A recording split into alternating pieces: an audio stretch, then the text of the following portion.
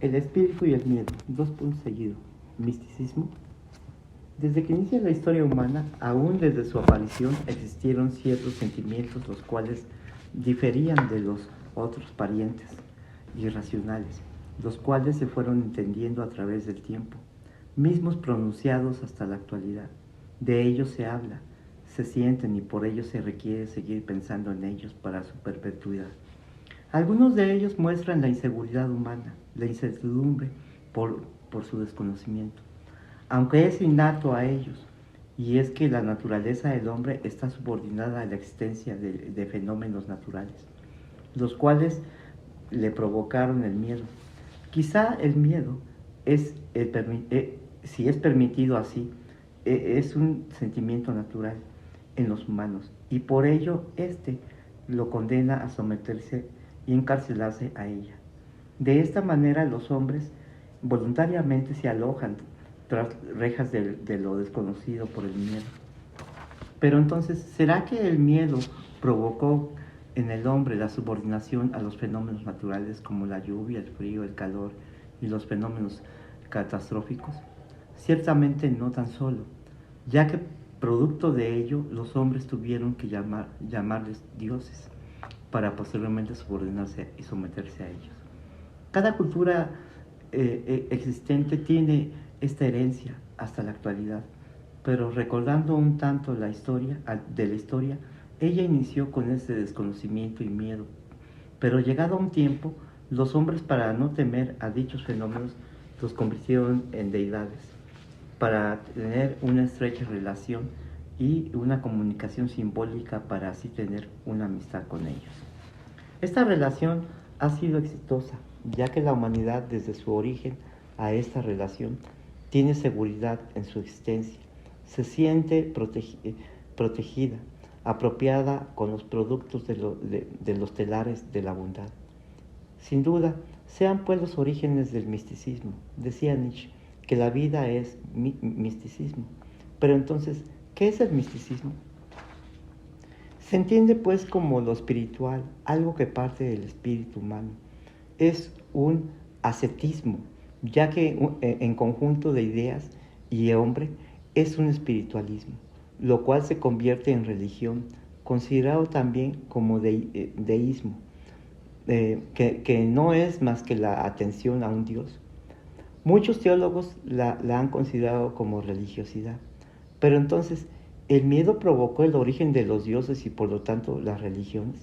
Evidentemente, el miedo como parte y producto de los sentimientos, que condenó a los hombres al someterse al control, a la manipulación, a la esclavitud, a la renuncia a la libertad por los mismos hombres, a la guerra y a la paz, entre todo lo que aún falta por decirlo. Existen muchas religiones en la historia, cada una con sus matices, máximas, mandatos, cultos, liturgias e ideologías. Las propias legitimidades que les ha dado la potestad de trascendencia. Por consiguiente, es una perpetuidad que en el hombre de la deidad los hombres encuentran, a saber, ellos la tranquilidad y la paz. Y así el hombre se refugia en la paz como parte de un precepto religioso. Además, este se ha convertido en un valor y es el segundo más importante seguido del primero, que es el amor. De esta suerte, el amor y la paz son los valores primarios en la humanidad, aunque muchos filósofos han considerado que el primer valor es la libertad. Pero a mi entendimiento, desde el enfoque religioso, son los primeros. Basta recordar que el primer mandato del decálogo del cristianismo es el amor a Dios, sobre todas las cosas. Ya con Jesucristo retoma el amor pero al prójimo, y el valor implementado por él es la paz. La paz esté con todos ustedes. Pero si es cierto, es así, los valores son producto de religiones, creencias de la fe. En gran parte lo es, solo que con semántica diferente a otros enfoques de conocimiento que han construido los hombres. ¿Como cuáles serían? Bueno, Revísese la historia de la ciencia y de la filosofía, de la axiología, sociología, psicología, entre muchas. Pero regresando al misticismo, el espíritu, esta es una categoría suprema que va más allá del entendimiento humano. Quizá este espíritu es el que le da la esencia al ser humano, su destino y sentido de la vida, categoría invocada por el hombre en cualquier terreno del conocimiento. Frases como el espíritu de las leyes, por mi paz hablará el Espíritu Santo, el espíritu del hombre, y se pueden decir muchos más. Pero entonces, ¿el espíritu tiene su residencia y misión en la bondad? No, también en la maldad. Dentro de las religiones se habla del espíritu, de espíritus malos, satánicos, de la destrucción. Y si esto es así, entonces, ¿el hombre innatamente tiene el bien y el mal? Es polémico, ya que para algunos pensadores, teólogos, filósofos, el hombre nace bueno por naturaleza, decía Rousseau en su obra El Emilio. Todo es perfecto al salir en manos del autor de la naturaleza. En manos del hombre todo se corrompe y se degenera. El propio Hobbes, en el Leviatán, consideraba que el hombre es lobo del propio hombre. Maquiavelo también se ha pronunciado como el hombre que es malo por naturaleza. Y se pueden seguir llamando a muchos más. Recuérdese, ya que por mi parte, esta categoría del espíritu, aparte de ser un misticismo, el cual se le ha brindado respeto, fidelidad, creencia, fe, honrar, es un misterio, analógicamente un sacramento y de este un culto irrefutable, no dando lugar al escepticismo, sino al dogma, es decir, el aceptar de manera vidente e invidente por los hombres. Pero ¿por qué esta búsqueda de aceptación por los hombres? Simplemente porque se sienten seguros, acompañados, refugiados en un espíritu protector, aunque desgraciadamente con una máxima que se convierte en castigo, por falta a su reverencia de la deidad. Y entonces, ¿cuál es el método o los medios por los cuales el espíritu, a través de las religiones, obtienen este culto y reverencia? Me atrevo a recurrir a una tesis una tesis a saber, el miedo. Los hombres han entendido el miedo como el más perfecto y único en su esencia, de someter, humillar, controlar, castigar, llevándolo al cautiverio a la humanidad. Eso estuvo bien fuerte, maestro Chabelito. Sí. El miedo, cuando es sometido por alguien, más produce poder, imperio. Vas a observar a las religiones, a los gobiernos, a las demás instituciones sociales como la familia, el Estado, la religión, la escuela, además de otros medios sociales de comunicación, de la misma ciencia, de las costumbres, simbolismos, imaginarios, creencias, nacionalismos, ideologías en sí, de toda la cultura. Por tanto, y último, queda una reflexión acerca de los efectos que produce el miedo, de su promulgación y de la construcción del espíritu, que tal parece que es paradójico, puesto es que si el miedo construye al espíritu o este al miedo, no lo sé. En lo que respecta a mi entendimiento, el miedo es una característica del ser humano, y en este caso el de los humanos. Y si entonces estos producen miedo, existe la remisión a otro interrogante. ¿El ser es antes o después del espíritu? Para algunos filósofos el espíritu es una concepción idealista, y para otros el ser ya hecho hombre es una concepción materialista. Sin duda esto da lugar a una antesala de debate a posteriori. Oh, buenísimo, maestro Chabelito. Ese sí está. Ahí sí soltó todas, ¿no? Pues pensaba escribir, es que ay, con tiempo sí es otra cosa, maestro Chabelito, ¿eh? Sí, ya es otra cosa, hijo. Fíjese, ahorita me hizo pensar cuando lo estaba escuchando, maestro Chabelito.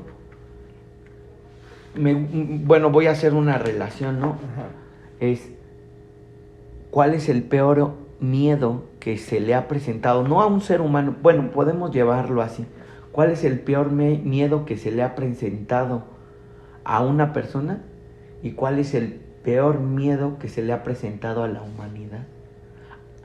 y escuchándolo puede ser algo, como usted bien lo llama, ¿no? Los procesos místicos, ¿no? O diversos procesos místicos. Pero ese gran miedo que se le ha presentado a la humanidad ha llevado a la creación del espíritu, ¿no? Sí, por eso al final concluyo diciendo eso, que sí es el espíritu el que crea al hombre, o el hombre. Es que no, bueno, yo ahí lo pensaría, maestro Chabelito, que el espíritu es el que, llegado al punto de el hombre superar el miedo, crea el espíritu. Y el espíritu es lo que, pues es tanta complejidad que termina en algo místico, ¿no?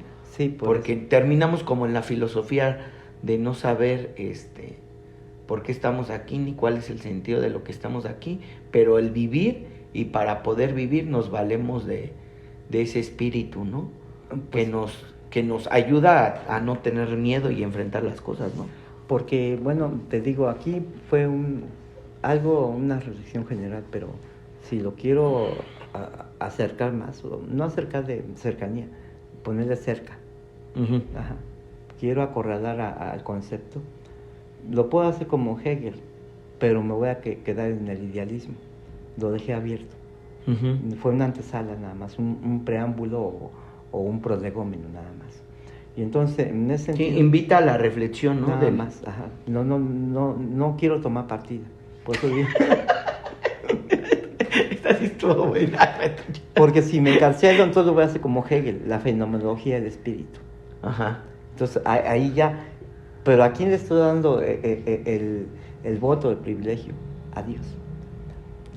Y entonces, en ese sentido, Hegel, pues, todo su pensamiento cae en el idealismo. Uh-huh. Porque el espíritu lo toma como el absoluto. Ajá, como aquella parte, digamos que el miedo es solo, bueno, Hegel lo pone, si lo podemos contextualizar así, ¿no?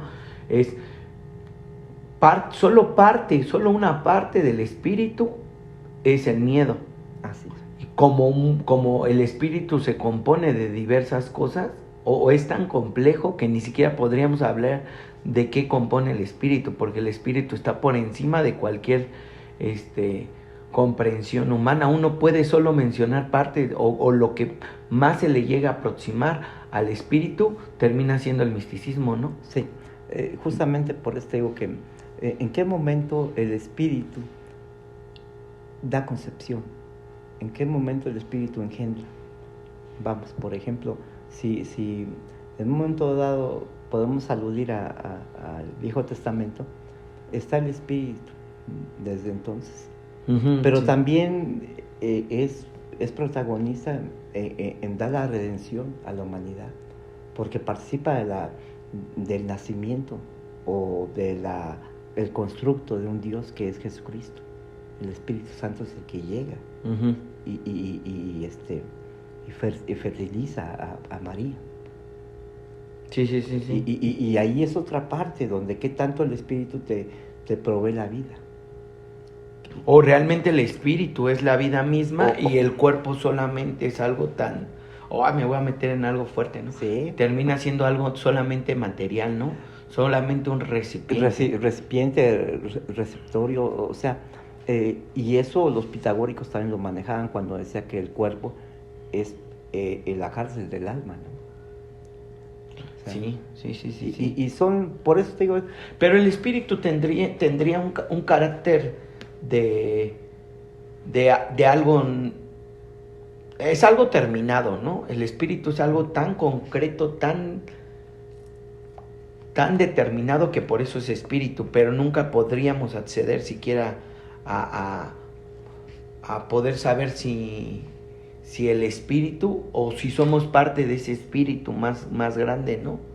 Ese es el gran misterio. O sea, uh-huh. Sí, el que nos tocó nada más para que sintiéramos parte de lo que es un espíritu, uh-huh. Nos dio casi nosotros somos como pues, un bocadillo, ¿no? Así de que sí. Antes de comer un bocadillo, y nosotros somos una pequeña esencia de lo que en sí es todo eso a través del espíritu, ¿no, maestro Chabel? Y por eso también cuando hablo de la liturgia, cuando se implementa la liturgia a través de lo que era la escolástica, por ejemplo, que toda la escuela medieval escolástica de Santo Tomás y los descendientes, porque la patrística se encargaba de legitimar a la iglesia. ¿Cómo la legitimaba? Pues a través de poder hacer trascender infinitamente a la iglesia. Y la escolástica se dedicaba mucho en lo que era la liturgia, en cómo se podían llevar a cabo los cultos. Sí, o sea, cómo se oficiaba una misa, qué había, y en uno de esos en los protocolos, ¿no, maestro Chavito? Protocolos del culto en templo, ¿no? Y entonces hay uno de ellos es cuando dice el Espíritu Santo y el cuerpo, la sangre, y obviamente el Espíritu, dice, este es el gran misterio de la fe.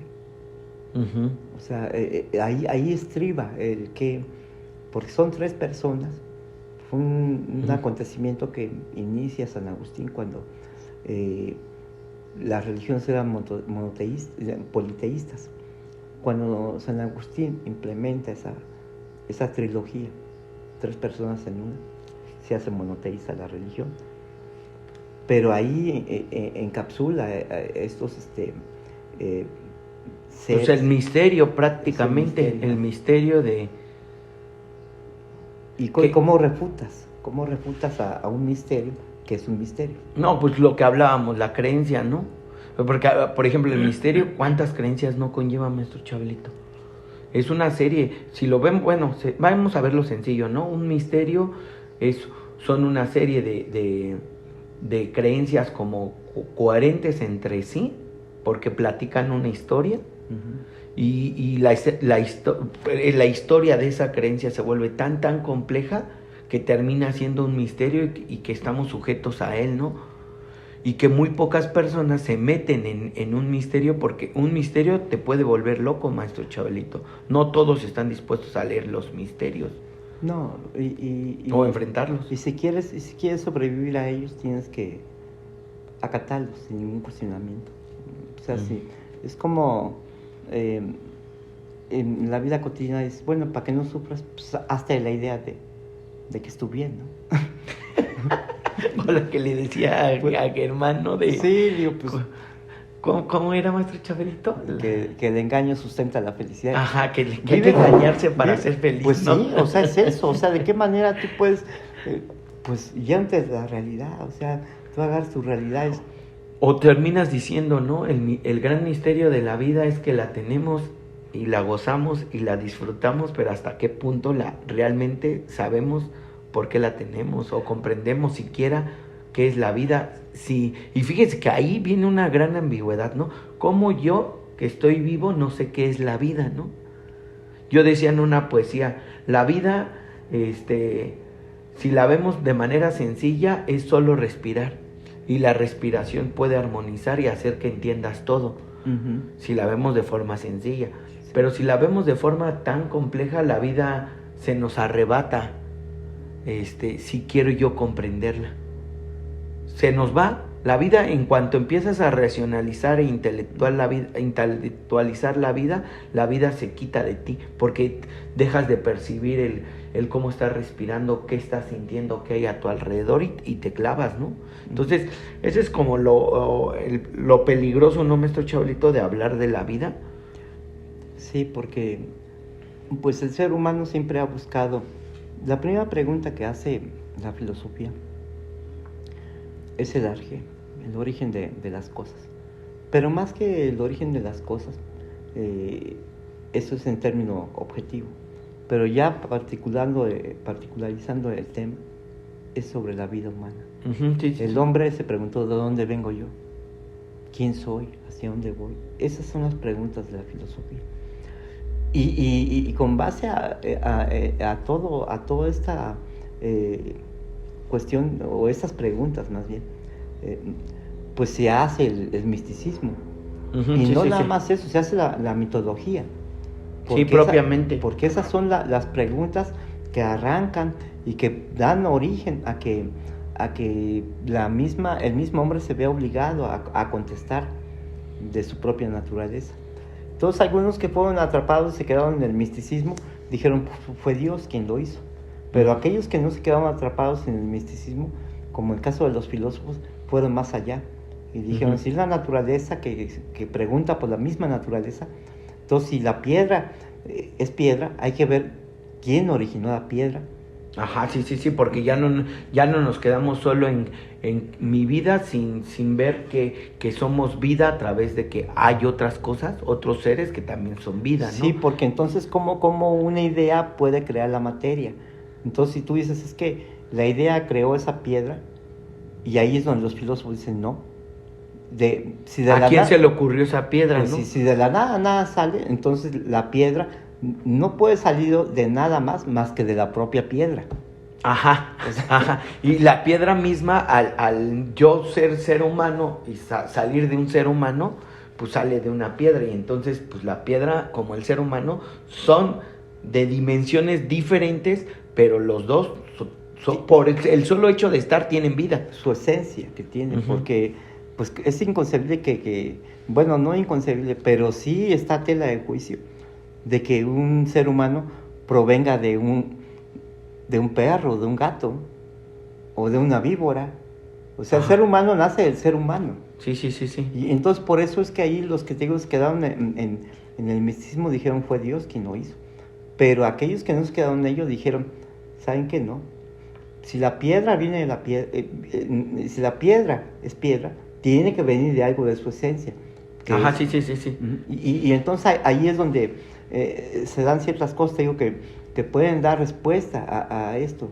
Es debatible, por eso aludimos aquí a que en un momento dado las religiones son las que se apropiaron de esta categoría de... No, y aparte San Agustín ahí y Santo Tomás, nuestro Chabelito, servían a la iglesia también, no hay que olvidar. A mí, por eso esa parte no me gusta mucho leerla a nivel filosófico, porque pues ellos dos fueron como muy, bueno, vamos a ponerlo así, ¿no? Fueron los que a nivel de difusión cultural, si lo queremos ver así, a nivel literatura, se volvieron muy famosos porque marcaron este partoaguas filosófico, ¿no? de la Edad Media, pero ellos todo lo que sirvió de conocimientos lo encajonaron a su conveniencia y lo enmarcaron en este gran proceso que ellos llaman misticismo, ¿no?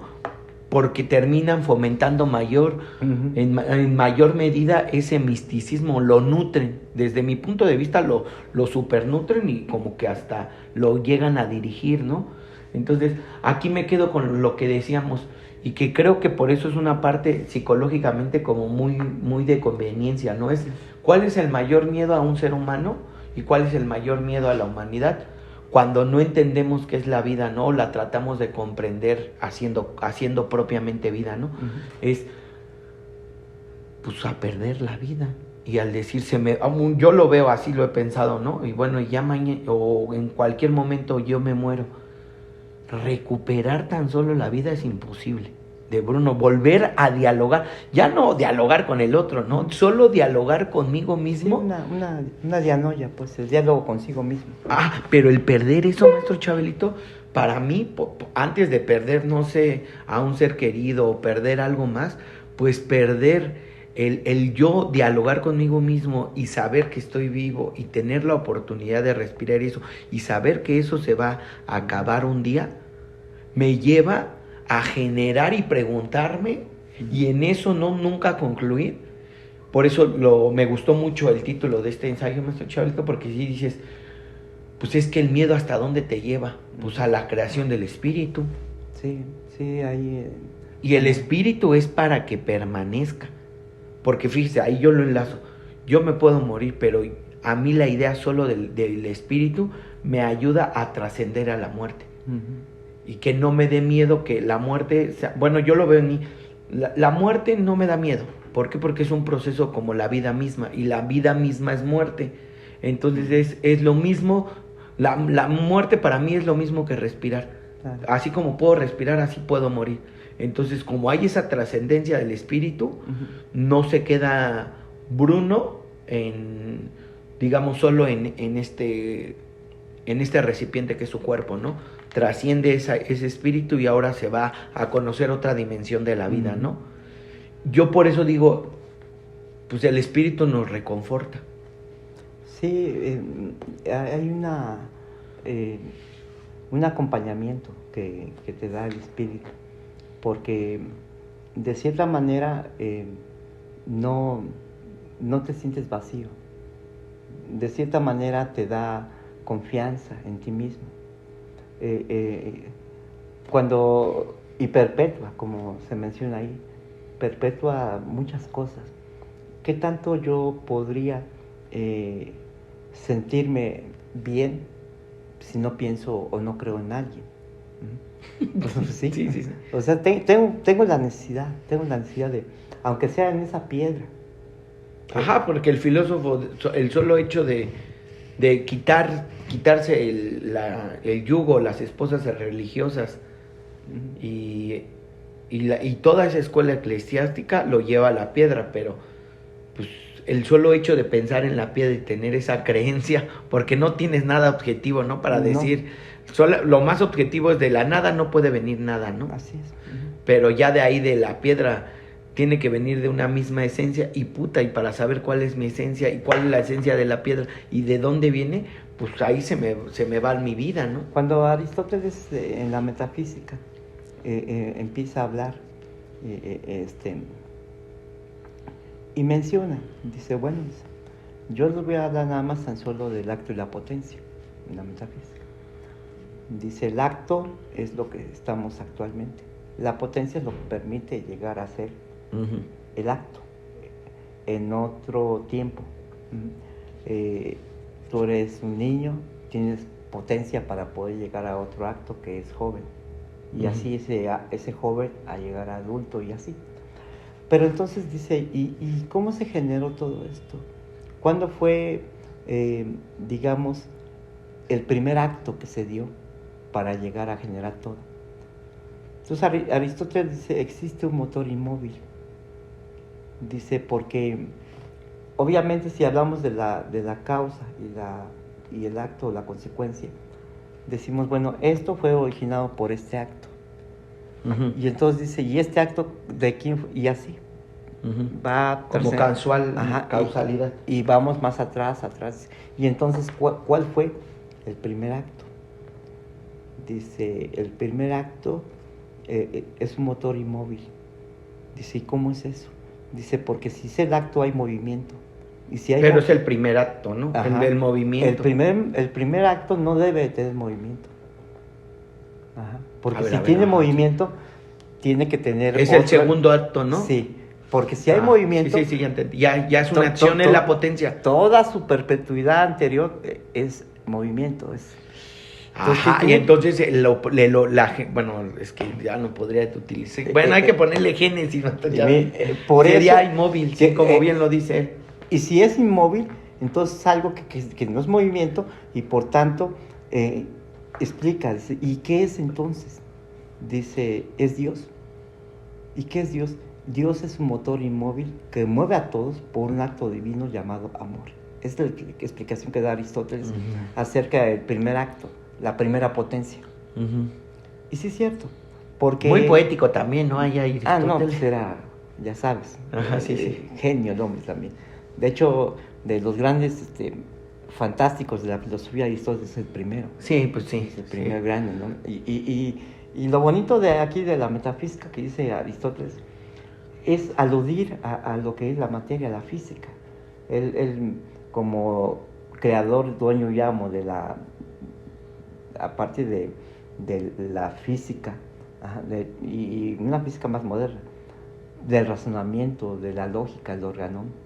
Los primeros, segundos analíticos, los tópicos, todos los libros que vienen en el organón. Pero aludiendo a esa cuestión de la física, dices que la materia tiene accidentes. Olor, sabor, color, tamaño, textura.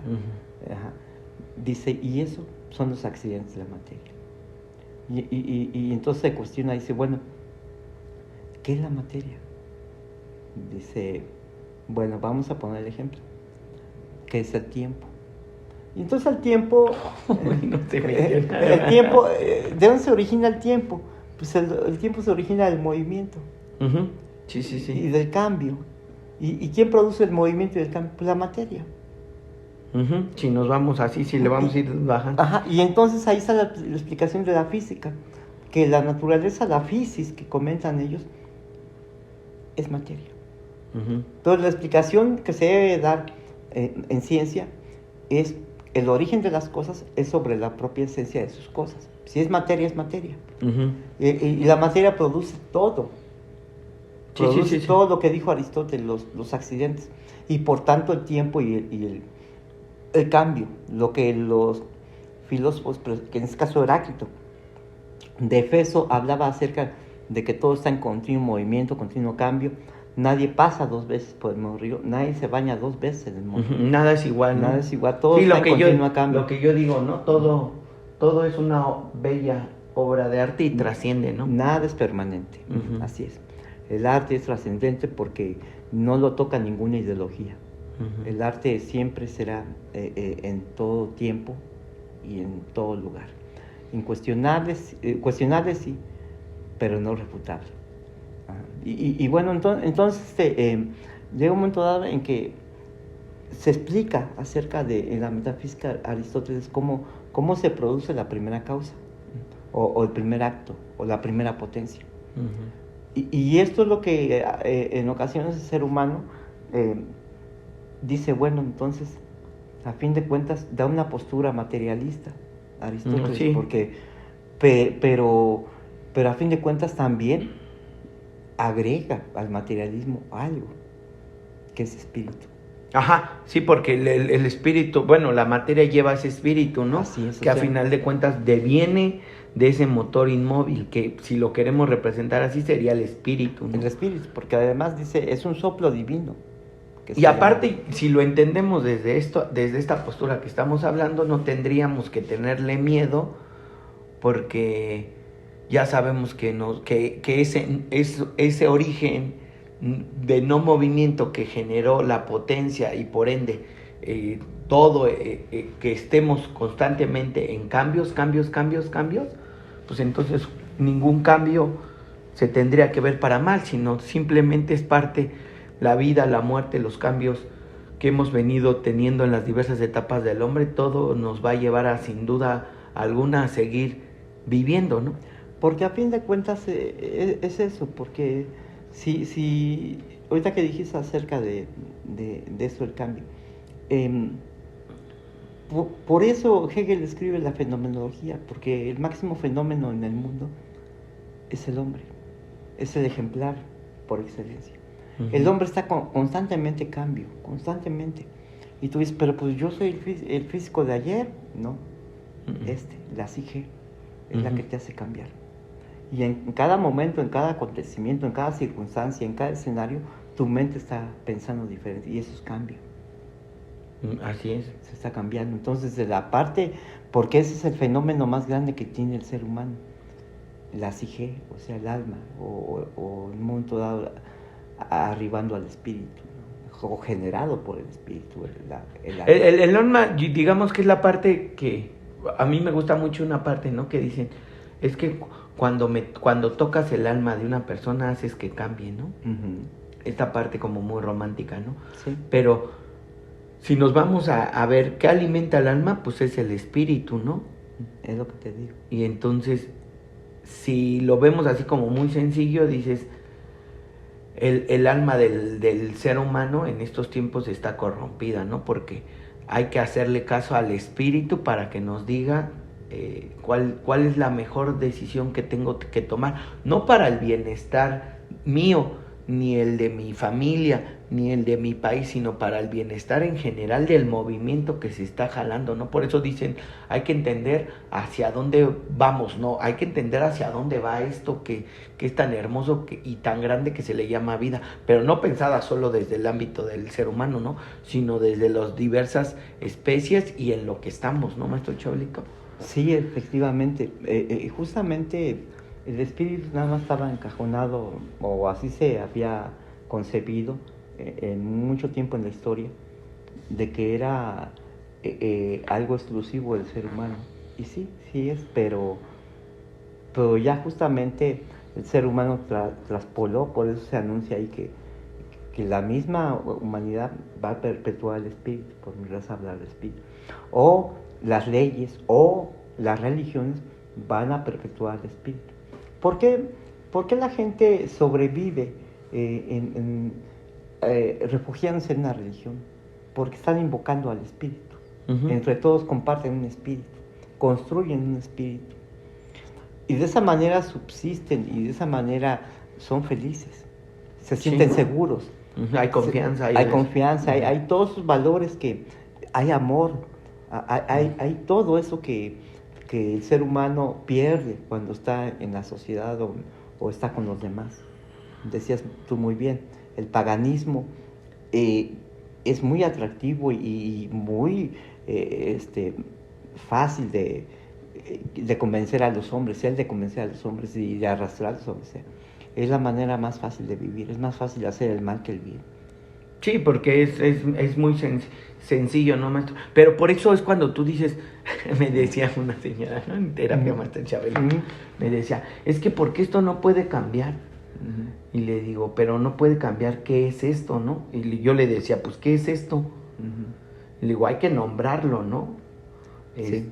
Y me decía, ¿cómo? No te entiendo, bro. Le digo, no, pues entonces, es que yo tampoco le entiendo. Y le digo, porque usted me dice que ¿qué es esto? Pero ¿qué es esto que usted me quiere mencionar a mí para yo entenderla, no? Pues sí. Era un juego de palabras lo que yo le quise dar a entender, pero le dije, hay que tener primero muy claro qué estamos pasando, ¿no? Porque hay gente que ahorita dice, pues yo estando bien, a mí me vale madre que haya pobreza, marginación y un sinnúmero de cosas que están ahorita presentes, ¿no?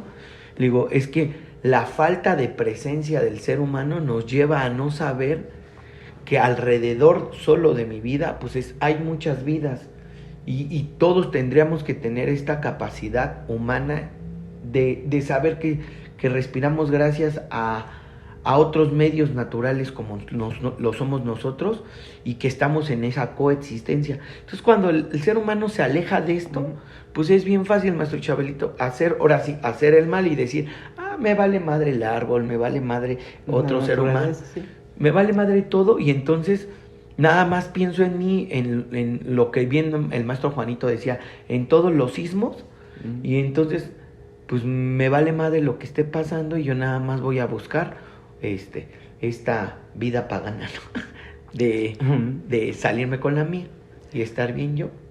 Sí, o sea, a fin de cuentas, lo más inmediato y quizá lo que cuesta menos trabajo, a veces lo más placentero, y muchas veces es así, porque a lo mejor el que tú digas, yo soy feliz porque me costó, porque yo lo construí y viví así, pues son raras las veces, ¿no? De la gente. La mayor parte de la gente busca... No se construye ni se conoce, maestro Chabelito. Y así es. Imita.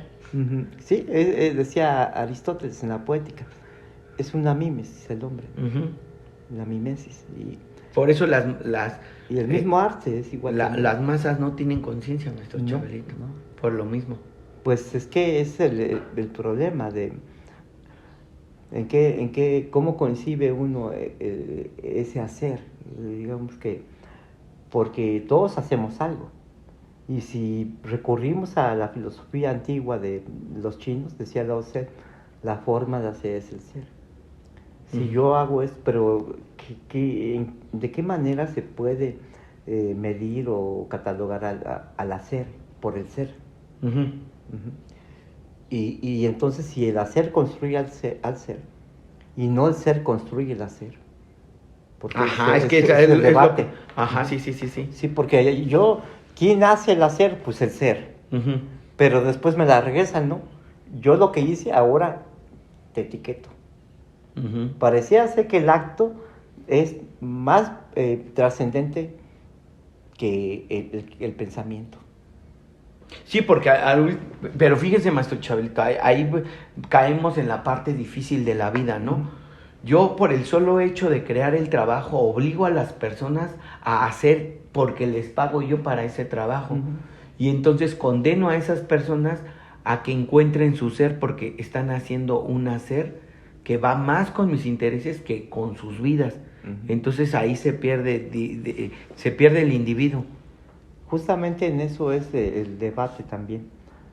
¿Lo hago porque quiero o lo hago porque me subordinan o me obligan? Entonces la vida, por eso a veces se ha considerado para muchos como injusta. Porque Ajá, yo no vine aquí, yo no vine a decidir que quería ser un esclavo. O simplemente nacer, maestro Chabelito. Ya desde ahí ya desde me ahí, metí a lo cuando más me fuerte. preguntaron si yo quería vivir o me que trajeron a la vida. Hay toda una cuestión de mística también ahí. ¿En qué momento yo puedo aceptar vivir? O de pura, renuncio. O de pura biología, maestro Chabelito, del decir, somos lo que platicábamos un día, ¿no? Como el ser humano en los primeros años de vida es tan vulnerable y tan falta, vamos a ponerlo así, consciente, que ya hasta la cachas, ya después hasta la adolescencia, medio más o menos empiezas a ver en qué estás, ¿no? Y del decir, puta, fíjese, yo lo veo así porque luego mucha crisis de los adolescentes es incomprendida, pero imagínense a una adolescente que está con todos esos cambios de anatomía, ¿no? Y de pensamiento, y que él termine entendiendo del decir, mierda, ¿y qué crees? Estoy apenas en mi primera etapa de hitos, por así llamarlo, y yo ya sé que voy a morir. Pues que pa' qué putas me traen si ya voy a morir, ¿no? Sí, y ese es uno de los temas principales de la ética, por ejemplo. ¿En qué momento hay un determinismo? Si Dios sabe cuándo voy a morir, ¿para qué vengo a vivir 2 días y luego me muero? O la misma vida me ha dado la elección y me lo confesó y me lo develó a una cierta edad. ¿Cómo lo reflejo? A través del suicidio. Me suicido porque no me gustó la vida, porque ya soy harto de vivir, yo no quería. Y ahí anuncio inconscientemente que yo no estoy conforme con la vida que he llevado. ¿Cómo doy solución a eso? Suicidándome. Esa es la respuesta que yo le puedo dar al suicidio, que se suicidó porque no estuvo conforme con su vida, con todo lo que hizo. Y en ese sentido,